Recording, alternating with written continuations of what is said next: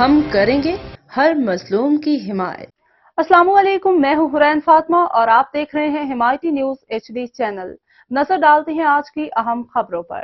Peoples party کے مقامی حکومت کے ناکامی، عوام کی فریادیں، نذیر بھٹو کے خلاف احتجاج۔ ابراہیم حیدری ٹاؤن کے علاقے میں جاری ترقیاتی کاموں کی بد انتظامی پر عوام میں شدید غم و غصہ پایا جاتا ہے۔ ٹاؤن میونسپل کارپوریشن کے چیئرمین نذیر احمد بھٹو کی زیر نگرانی کیٹل کالونی کے وارڈ نمبر 1 اور 4 میں سیوریج لائن کے 1200 فٹ کے رنگ سلیب کا کام پچھلے 8 ماہ سے تعطل کا شکار ہے۔ عوام نے الزام لگایا ہے کہ کام صرف نمائشی طور پر کیا جا رہا ہے، روزانہ چند گھنٹے کام ہوتا ہے اور پھر مزدور غائب ہو جاتے ہیں۔ بارشوں کا موسم قریب ہے اور ادھوری سیوریج لائن سے پانی جمع ہونے کا خطرہ ہے، جس سے گڑھے مزید بڑھ جائیں گے۔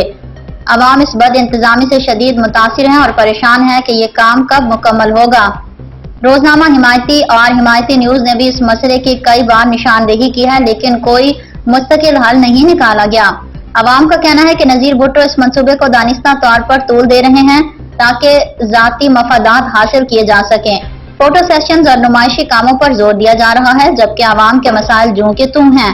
بھینس کالونی اور ملیر کے عوام پانی کی قلت اور نکاسی آب کے ناقص نظام سے پریشان ہے۔ عوام نے پاکستان پیپلز پارٹی کے چیئرمین بلاول بھٹو زرداری سے اپیل کی ہے بے نظیر بھٹو اور ان کی کابینہ کے معاملات کی چھان بین کی جائے اور ان پر سخت نظر رکھی جائے۔ عوام کا مطالبہ ہے کہ عوامی پیسے کو صحیح طریقے سے عوامی خدمت میں لگایا جائے، نہ کہ ذاتی مفادات کے لیے۔ وقار بھٹی کی رپورٹ۔